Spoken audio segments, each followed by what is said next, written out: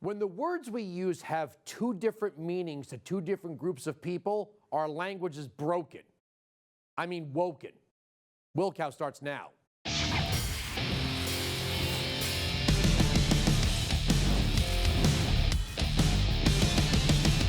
Welcome to the program. I'm Andrew Wilkow.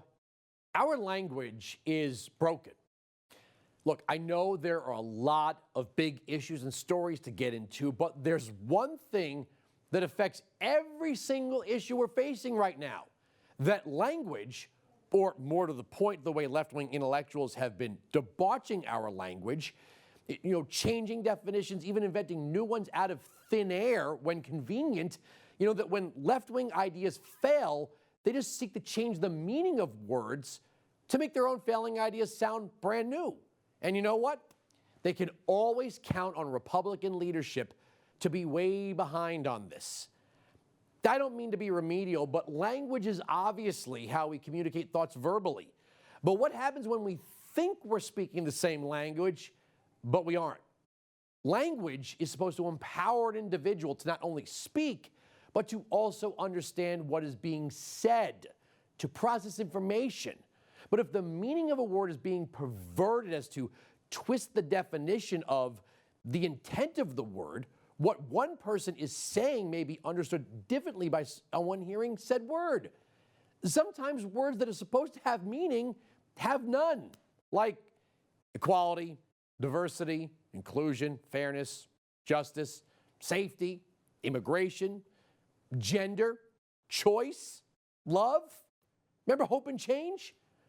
Barack Obama was a master of meaningless language, even when he was trying to convince you that what he was saying was meant to have meaning. When words stop meaning anything, when people can just make up anything, democracy doesn't work. Society can't work.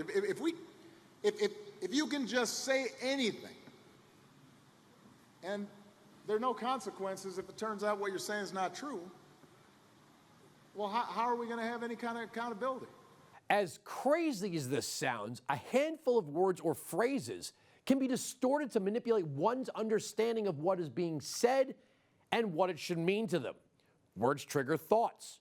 Words build the framework of understanding, but if the framework is a purposeful misdirection, then the whole construct is a falsity, an intended falsity. Let me demonstrate. Public versus government. Now, we're all part of the public, but we're not all part of the government. Well, we elect the government, critics would say. True, but how many people are actually versed on all the things the government's doing? Well, that's why we need a free and independent press, they'll say. Well, the media has no special insight into the government. If something is called, let's say, public property, can anyone use it whenever they want? No. Why not? I mean, it's ours. We're the public. No, it's government property. We just pay for it. Now apply that to public education, public transportation, and thanks to the China virus, public health care. If the government runs it and it fails, who should you blame?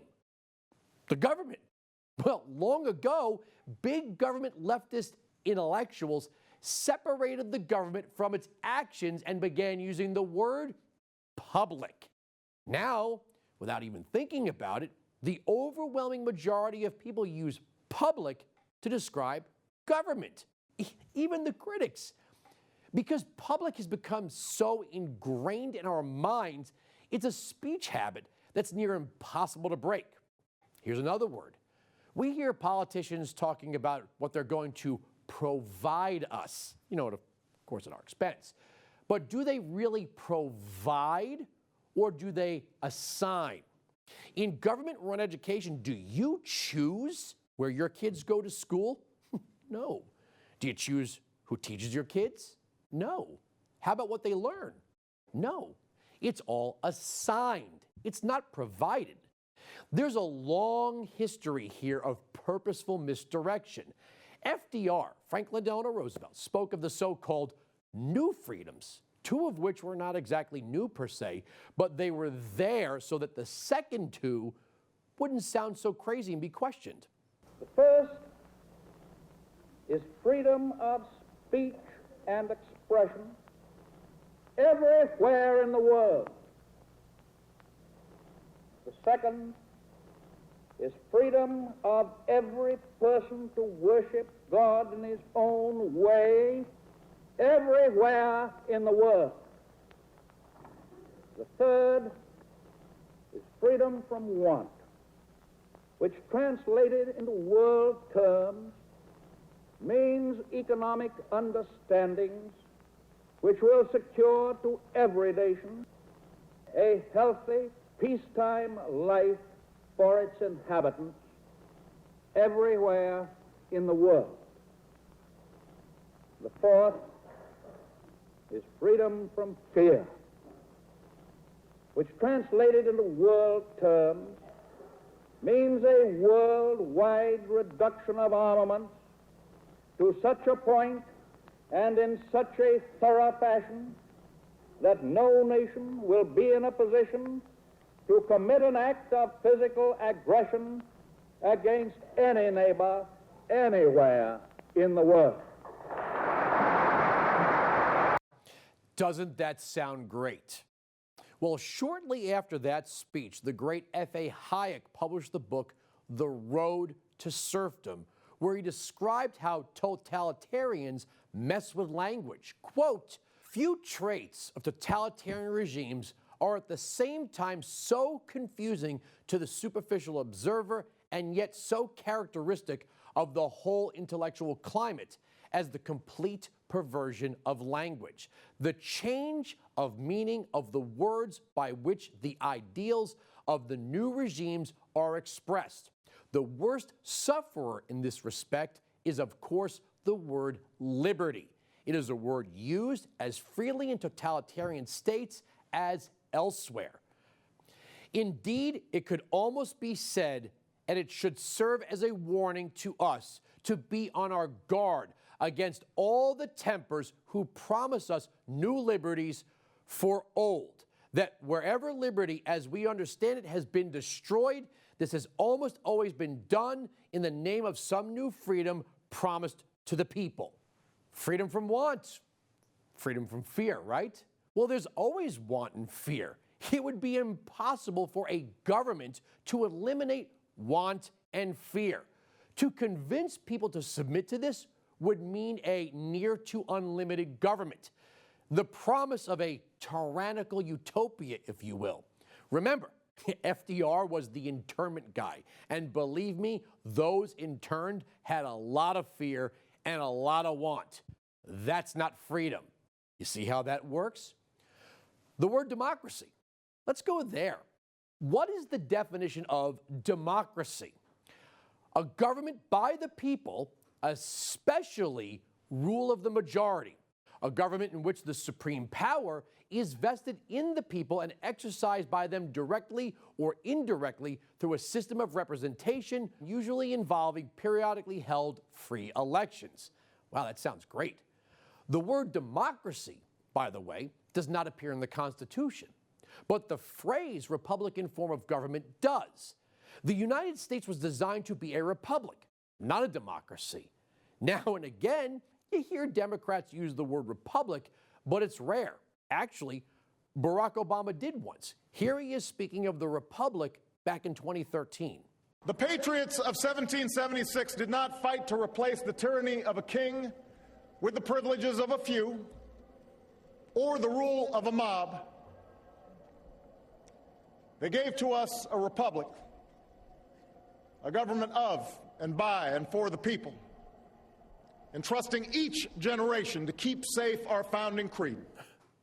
The rule of the mob in a republic, it's laughable. I mean, with today's Democrats, you know, it's laughable to watch that and believe that Obama actually governed inside the confines of the Republican form of government. He did his best to govern by fiat with a claim of a majority mandate. But the same holds true for Republicans. We hear them say our democracy all the time. A republic, just for a note, is not the unlimited rule of the majority. Now, some would say, well, we're a democratic republic or a liberal democracy. I'll get to the word liberal in just a bit, but democracy, in essence, is the unlimited rule of the majority, or mob rule. The Constitution does not accept this form of government, yet Democrats will tell us with a straight face that when they win an election, they speak for the majority, and the majority gets whatever it wants, right? Free money? Sure. Debt-free college? All right. Government health care that either forces people to buy services from the monopoly of government and lose their freedom of choice, or expect someone else to fork over the funds to pay for it because democracy. Republicans need to stop using the word democracy. Words that have been distorted are used almost instinctively. We don't even second guess the use of these words anymore. Love wins. Black Lives Matter. Do the words convey an actual meaning? No. When dealing with the Democrat left, we call them liberals. Are they? A liberal is one whose political center of gravity is liberty. Liberty, liberation, liberal. These now have different meanings to different people. If liberty is not the maximum absence of coercion, what is it? Coercion's the opposite of freedom and liberty, but the modern left has been able to lace in the talk of liberty while openly promoting coercion. Great minds think alike. Headline The Federalist. How the left's war on words manipulates your mind. Quote, it starts with misusing words or defining them based on circumstance rather than objective meaning. The entire purpose of defined language is to hold constant meaning so others can understand. Situational use starts to condition how people feel about words, building up a new connotation. The classic example is the word liberal, which the far left co-opted. It was adopted because of its positive connotation and used as a cover for imposing greater leftist control under the guise of liberty. In reality, there is nothing liberal about failing to protect life. Burdening individuals with regulations and taxes or forcing individuals to provide services to others, this is no accidental misnomer, but strategic messaging to influence people. Who doesn't want to support a policy that is progressive, pro-choice, or affordable? The truth is, the left has an army of activists filling up volumes of work in papers, books, and speeches that are dedicated to bending and warping language, to making our brains accept the message that Democrats want to sell. Republicans do not have such an apparatus. Headline CNN, a Missouri woman asked Merriam-Webster to update its definition of racism, and now officials will make the change. Quote, Kennedy Mitchum wasn't expecting much when she emailed Merriam-Webster last month, but she wanted to let the dictionary publisher know that she thought its definition of the word racism was inadequate. So she was surprised when an editor responded, and even more surprised that the company agreed to update the entry. The 22-year-old Mitchum recently graduated from Drake University. Mitchum said she sent an email on a Thursday night and got a reply from editor Alex Chambers the next morning. After a few emails, Chambers agreed that the entry should be updated and said a new definition is being drafted. This revision would not have been made without your persistence in contacting us about this problem. That's it? An email?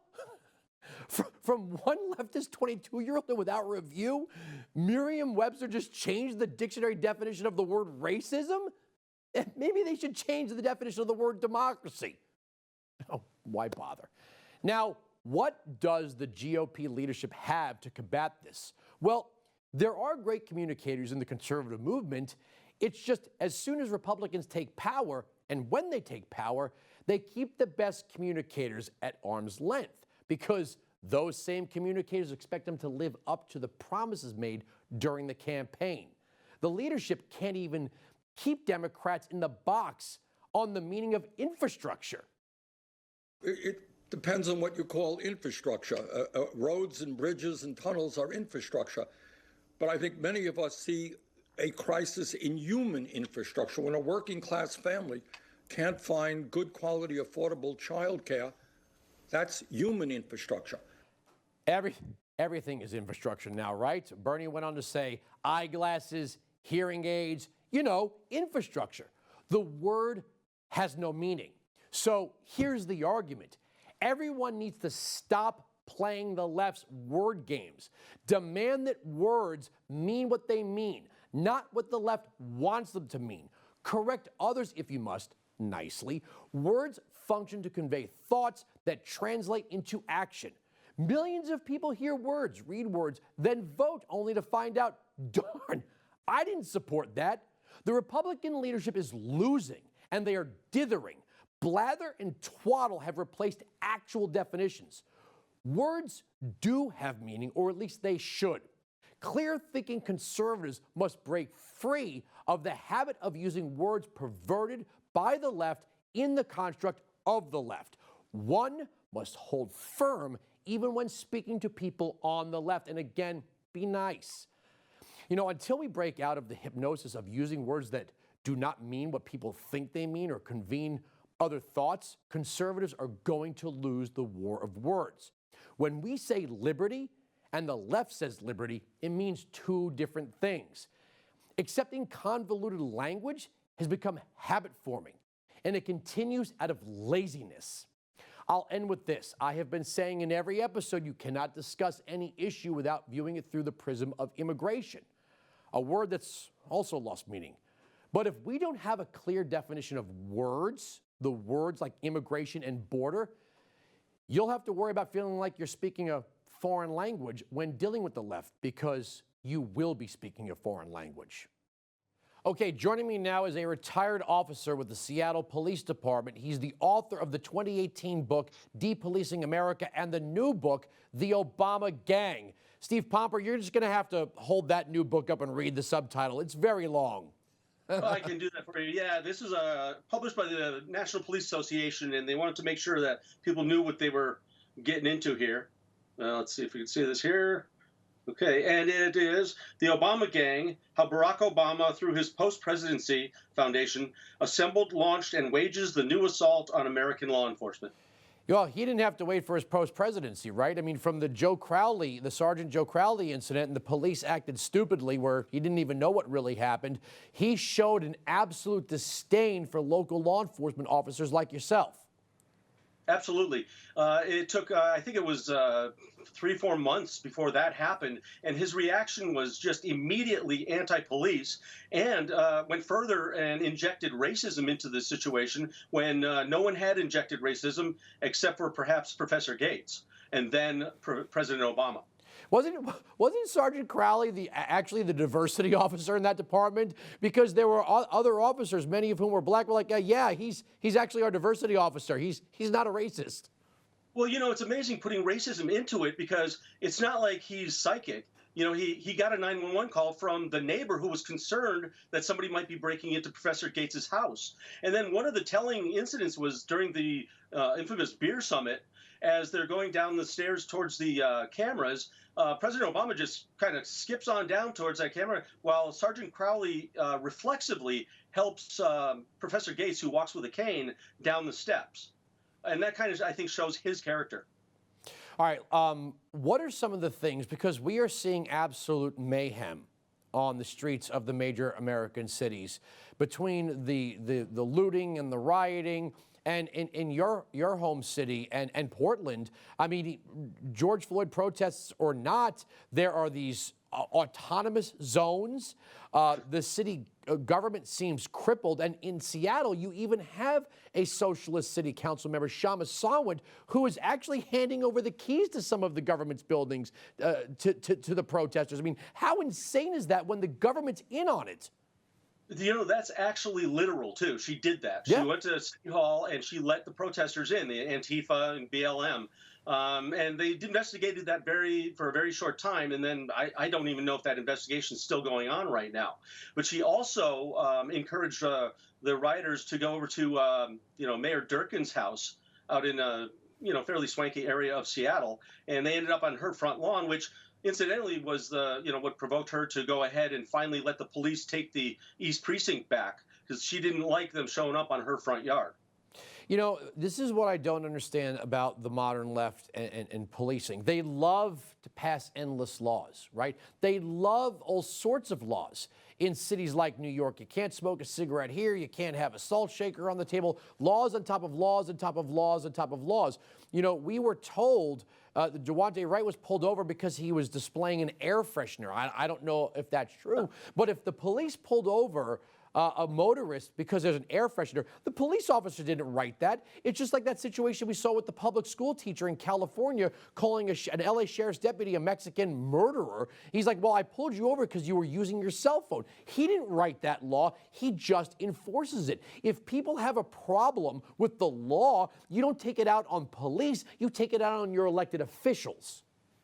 Right. And as I've written probably in all my books, it's cops ride around, patrol officers, traffic officers, 9, 10, 12 hours a day. And when you drive around, you see how many infractions you see committed.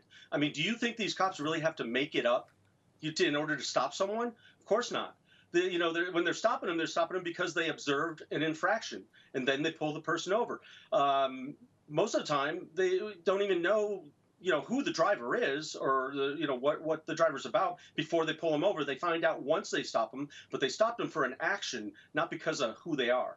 You know what's funny about body cam footage is I said in the lead up to the big talk of let's have police officers wear body cameras, I said the people that are demanding police officers wear them are going to be the first ones that tell them to take them off, because people are really going to see what police officers put up with. I mean, you have we talk about de-escalation. What could have been a simple, I shouldn't have been on my cell phone, turned into calling a supervisor, calling the officer a murderer, calling the officer a racial slur or assuming a racial slur. We see this all the time, that when officers are just trying to get this, here you go. Let's just get over this. Don't use your cell phone. And somebody starts to escalate the situation. De-escalation wouldn't be necessary if these people were just like, all right, you got me. What do I got to do now? But body cam footage has probably exonerated more officers than it's condemned. It has, and it's interesting that the officer you mentioned, who was called a Mexican racist by that professor that he stopped, he actually had his own body camera. He had purchased that because they hadn't gotten enough cameras for everyone in the department yet. So from what I understand, he purchased that to save himself for situations just like that. And I've had little mixed reactions about him. One of the things it does, though, is it makes it so it's very hard for an officer to be kind of natural with the public, because they're on camera. And so that has taken that away. I ran into a couple of officers I know after I was retired. They had their cameras on, and where a conversation would have been just, hey, buddy, how's it going? How's things going? It was very stiff. It was like I was talking to two robots, and they were officers I knew very well. So there is a flip side to that. Let me bring this into the abolish the police, the chant AC, all cops are bastards, ACB, defund the police. Right.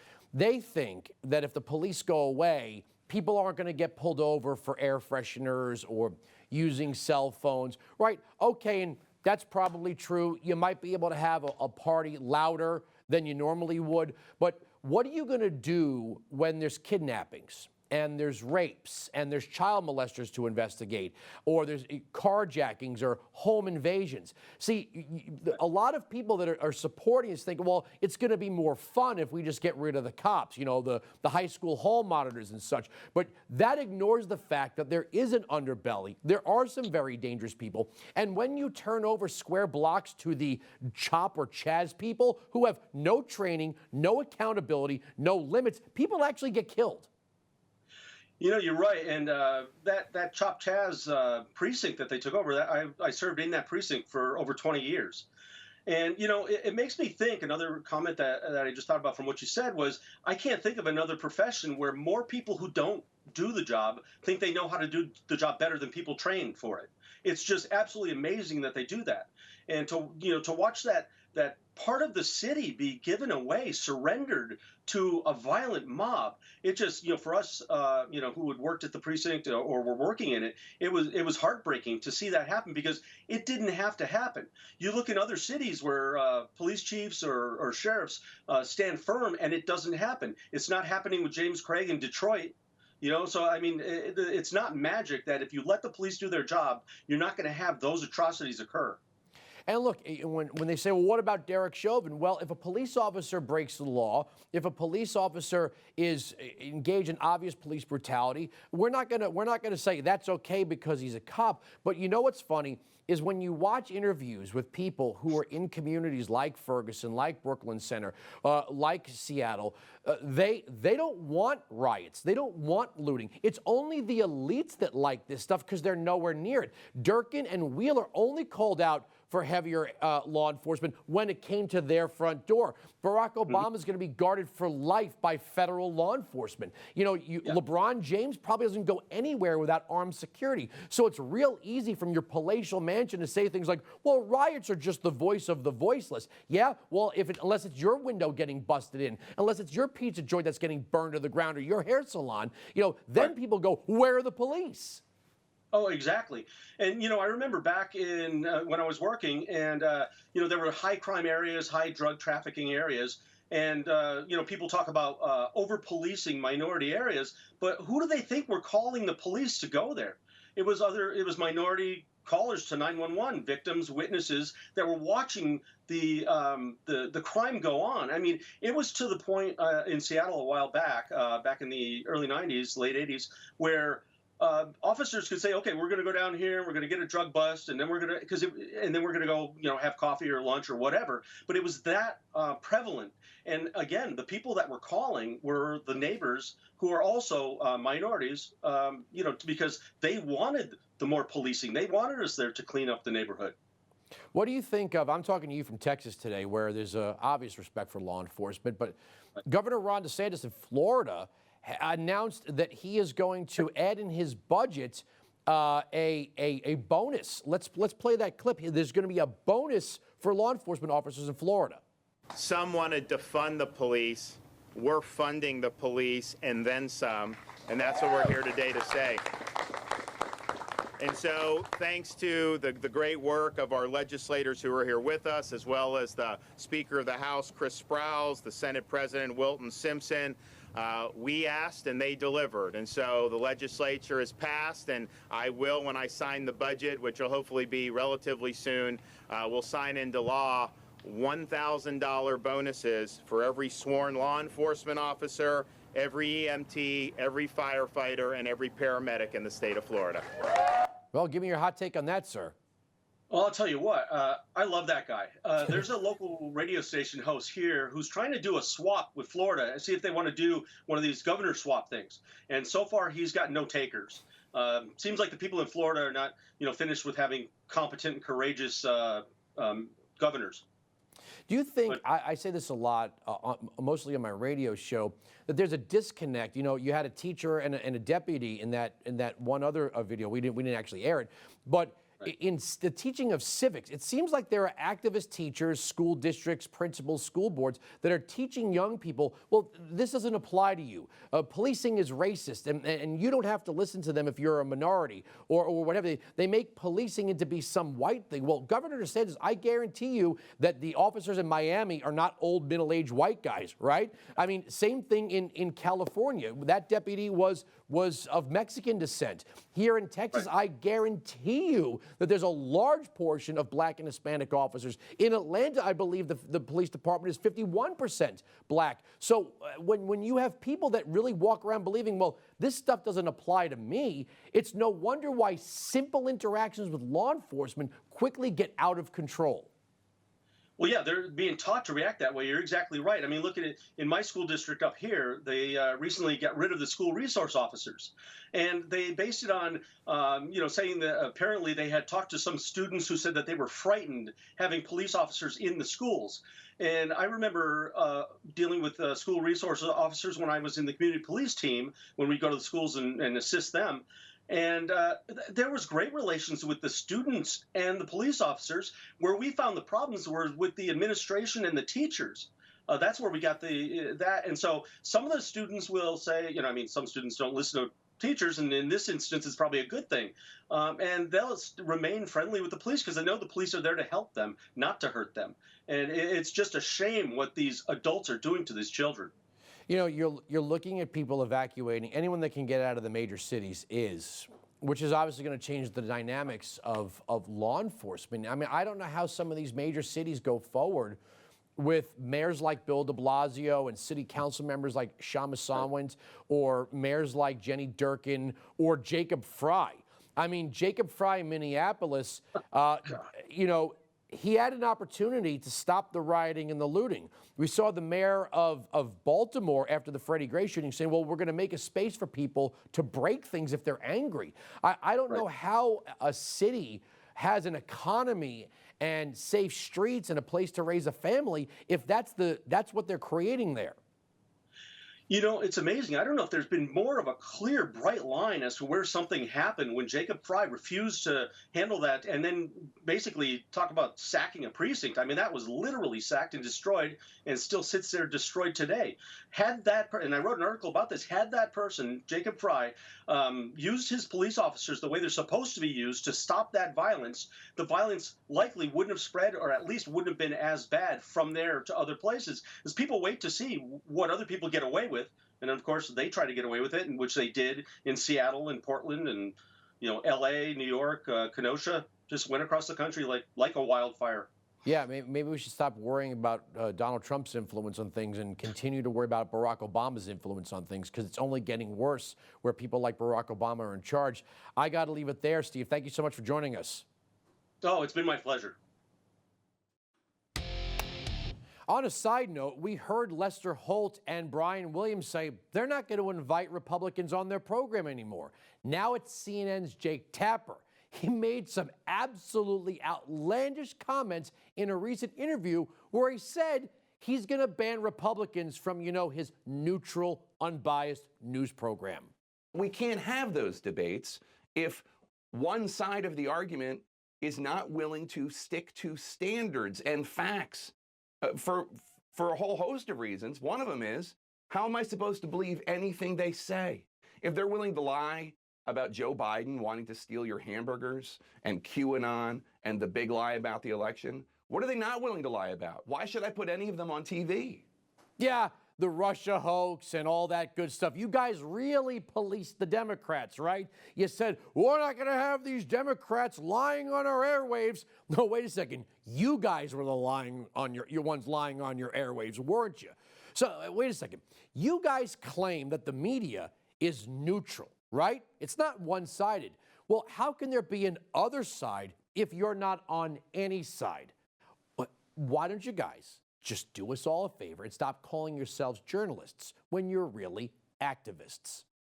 Well, you've probably noticed that my setup looks a bit different from the last few episodes, and that's because I'm actually hosting the program here at the Dallas studios, which means a lot of other Blaze TV hosts and personalities are hanging around. And joining me right now, first in-studio guest in a long time, Hillary Kennedy, host of the 4-Minute Buzz, which of course you can catch during the Glenn Beck radio program. Oh, wait, should Do we need these?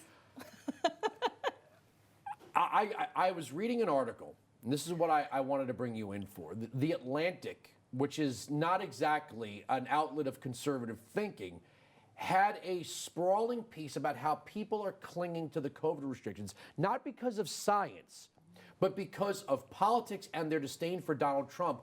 And we were told, follow the science. And I think a year ago, we all kind of played along and went with guidelines. But here we are a year and a half later, and these people are saying, well, we don't care about science anymore. It's about obedience. Absolutely. I think this, at some point, becomes a power grab, and it's about control, and control through fear. And they've shown that kind of people that are to the left of the left are still really terrified of COVID-19, of getting sick, and so they want all the rest of us to live in fear as well, and it just doesn't make sense scientifically. I mean, even the CDC and the WHO don't support continuing these stringent lockdowns because they just haven't proven to be effective, or any more effective than, say, social distancing or wearing masks and things like that.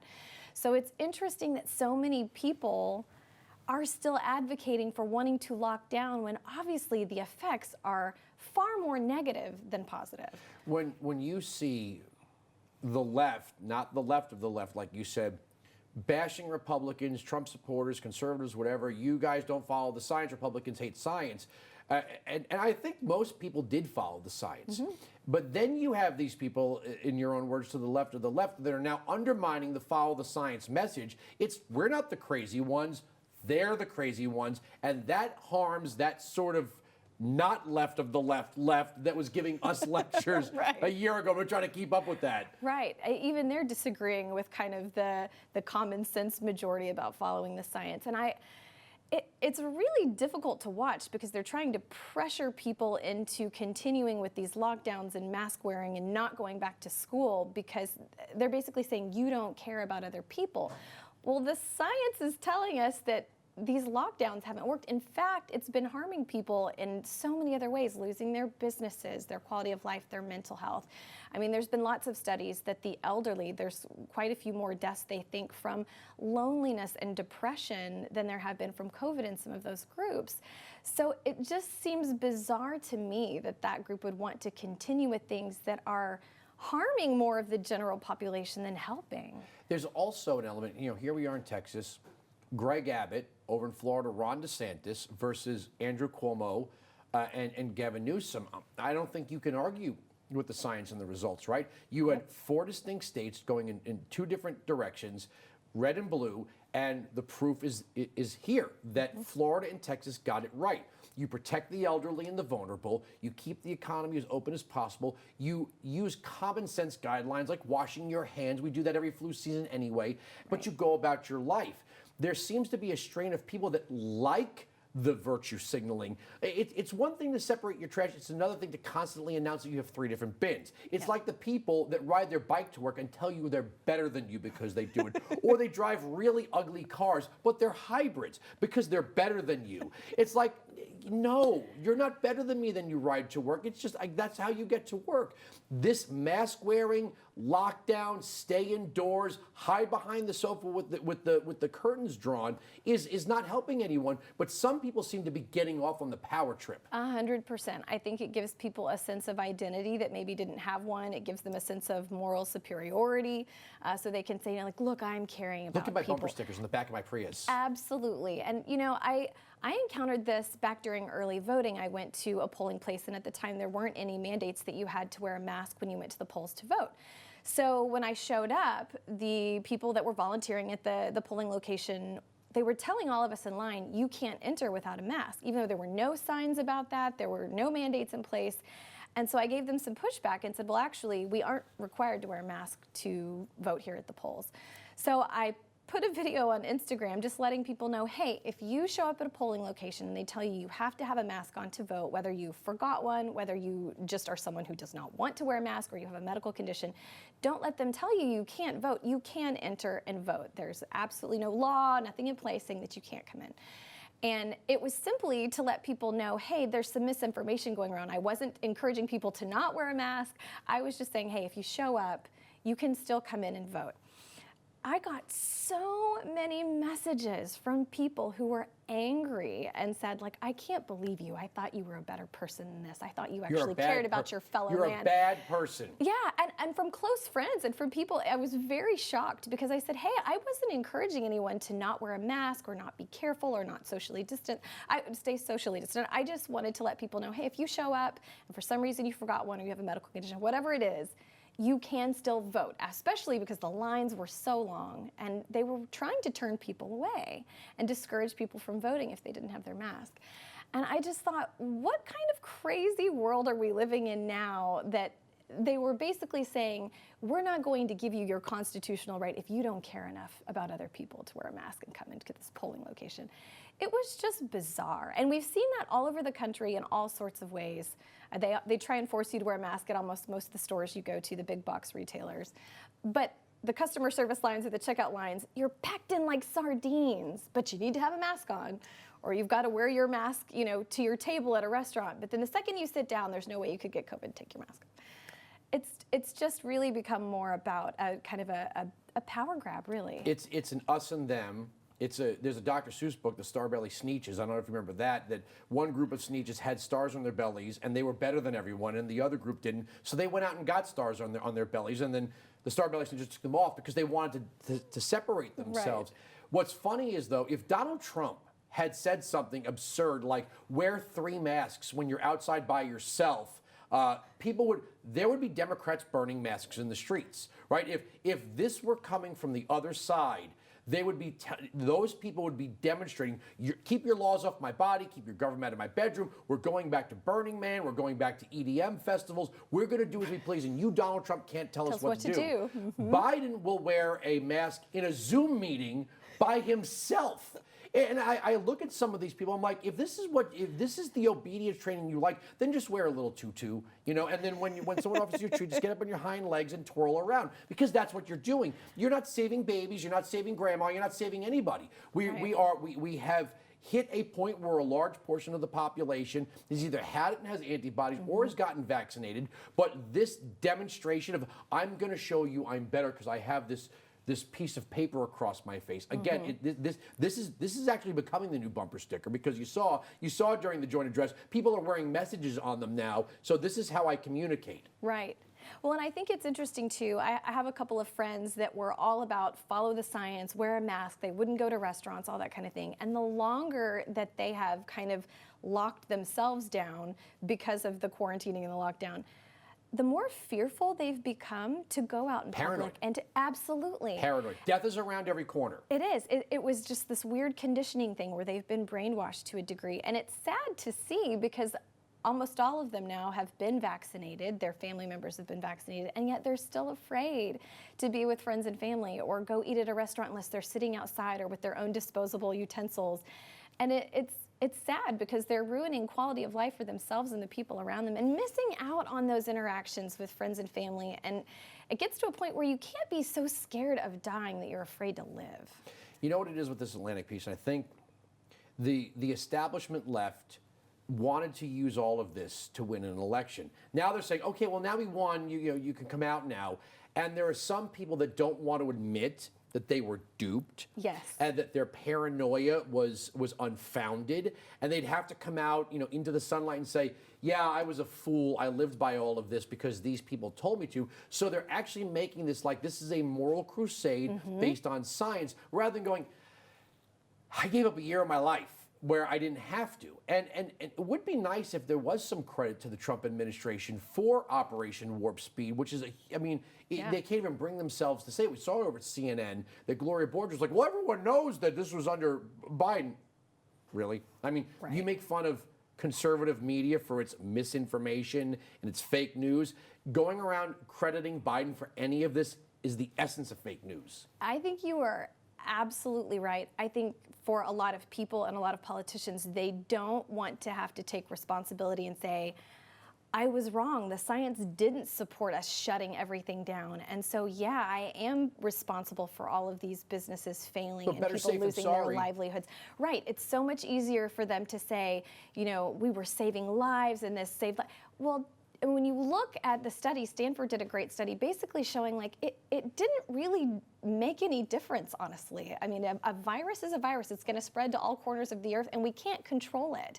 And I think that by saying, we need to continue these measures, it gives people an illusion of control, and they feel like, well, we're still doing the right thing. Yes. But there's nothing to support that. And you are not, because you're a bad person. Right. We got to leave it there. You know what's funny is, as we wrap, I can't wait for the environmentalists to address how much waste this caused, right? Oh, how many do you see when you're out walking around on the ground in parking lots? There's a sea of them. All over the place. Hillary, thank you for joining. Thank you for being my first in-studio guest now that we're here in Texas. Glad you're here. All right, here we go. Time now for parting shots. And today's parting shot is it our favorite worst loser ever, Hillary Clinton, who's saying the quiet part out loud. You know what? There's lots of times when we need the government, and we've been exposed as lacking in the kind of investments and support that we as Americans should be providing each other with the government as our partner. And I'm thrilled that President Biden is taking advantage of this moment to try to push the agenda as far as possible.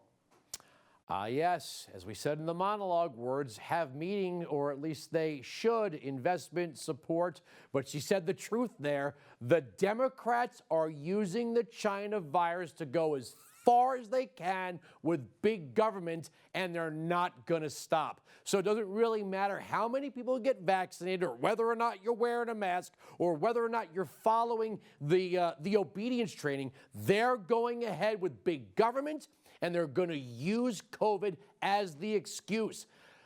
To wrap this all up, listen to these people. Listen to the words that they use. They have meaning, or at least they should. We're right. They're wrong. That's the end of the story. The arguments on this television program cannot be broken. Make sure you catch me on SiriusXM Patriot, Channel 125, noon to 3 East, 9 to noon West. From Dallas, Texas, I'm Andrew Wilkow. Thank you for watching Blaze TV.